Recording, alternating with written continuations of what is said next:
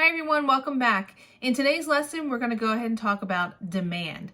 We're going to look at the consumer aspect of microeconomics and talk about what it means to have true demand for a good or a service. And it might not be what you think it is. So make sure you're in your interactive notebook and you're following along.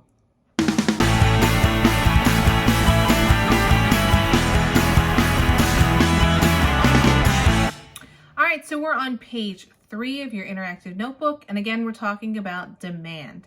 So we're going to go through this set of notes, and as you can see on your interactive notebook sheet down the left hand side, you have a series of questions and then a few boxes off to the right hand side.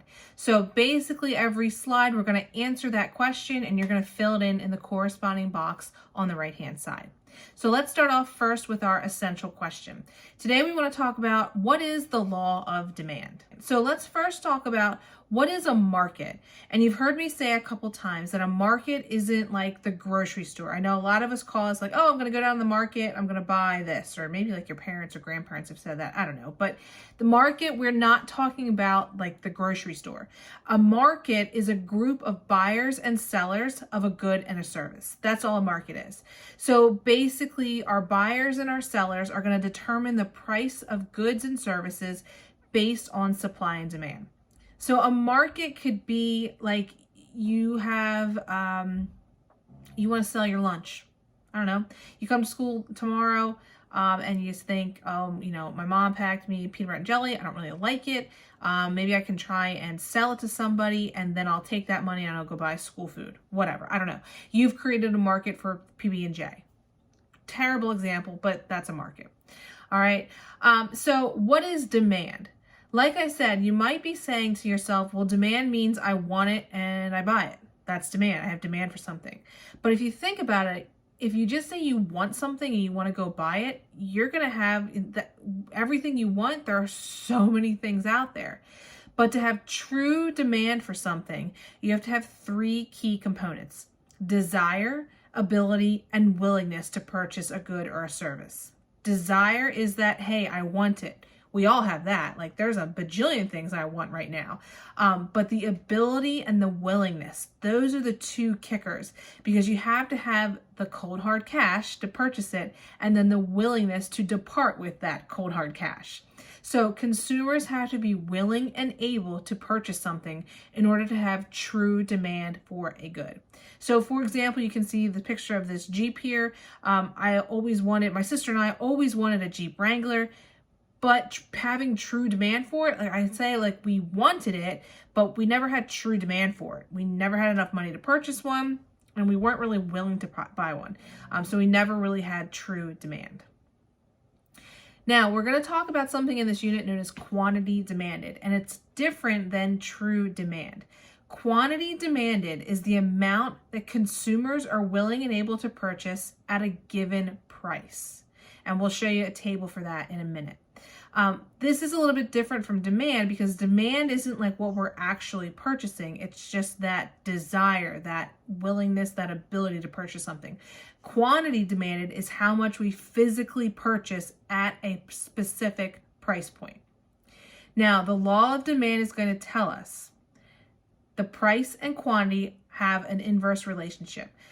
So basically that means that consumers are going to want more at lower prices. And think about yourself when you go shopping, say at the mall or maybe online, because I think that's what most people do these days, you're going to pretty much be motivated by the price.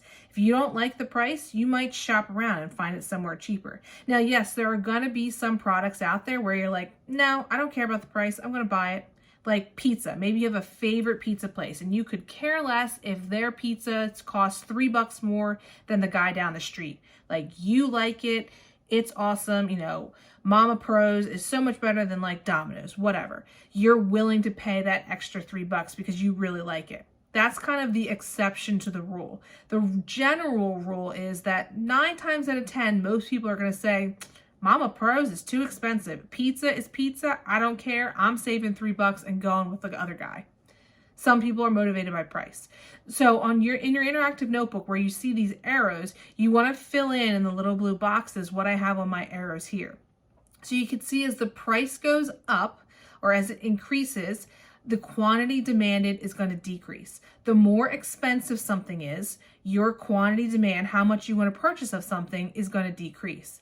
And then here's our inverse relationship. The vice versa is, as the price decreases, as something becomes less expensive, the quantity demanded is going to increase. So consumers are more motivated when prices are low because they want to purchase more stuff. So they are going to have an increase in quantity demanded. The way that we see all this, we plot it out on something known as a demand schedule. This is basically a fancy term for saying a table, a chart, a list, whatever you want to call it, and you can see one here off to the right. It's basically a table, like I said, or a chart that lists out the total amount of quantity demanded for a good or a service at specific prices in the market. So, we're going with pizza. Let's talk about pizza more. At the price of $10 a pizza, one person wants it. But as that price starts to decrease down to 9, maybe now 2 people want it. Down to 8, 3 people. Notice the numbers are opposite. When the price is high, the quantity demanded is low. That's our inverse relationship. From here, we're going to take this information and we're going to plot it out. Yes, we're going to do some graphing here in economics. Yay! So we take this information and we plot it out, and this is what we call a demand curve. A demand curve is a graph that shows the quantity that consumers demand at specific prices. The demand curve is always going to be sloping downwards because as the price decreases, people are going to want more. Notice at the top left corner of this graph here, at $32, only maybe one person is going to go to the movies. One crazy person is going to pay $32 to watch a movie. It's probably Mr. Morrow going to see the latest Avenger film, which I don't even know if they're making anymore, but he would pay $32 to go see one in the movie theater. Me, not so much, all right?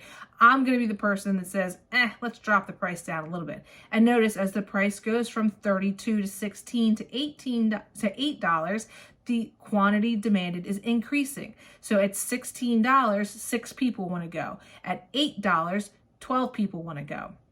So again, the price is coming down and the quantity demanded is increasing. This is going to be called a movement along the curve. We're moving, as I say, from point A to point B. And this is going to be important to remember because when we talk in the next lesson about determinants of demand, the demand curve is going to physically shift, although it's not going to be motivated by price. So kind of remember that. So a movement along the curve is a change in the quantity demanded and only occurs with a change in price. I have this little figure here with a hand because that's the way I remember what the demand curve looks like. Now this is probably going to be backwards, but this is my left hand. Like I said, it might be backwards to you, but you want to think about a vertice, all right, like we have in math, and along our y-axis, that's going to be price. It will always be price. And along our x-axis, that will always be quantity. Up here at the top of your pointer finger or at the top of the graph, the price is always going to be high because we start down here at 0, 1, 2, 3, 4, 5, so on and so forth. In the corner of our graph, we start at 0 and then we go outwards, 1, 2, 3, 4, and we get bigger. So we're always going to have a downward sloping line. So I always like to remember, I literally do this. I put up my fingers and say, okay, that's what the graph looks like. That's where the demand curve is going to roll. If it helps you remember, great. If it doesn't, whatever. All right.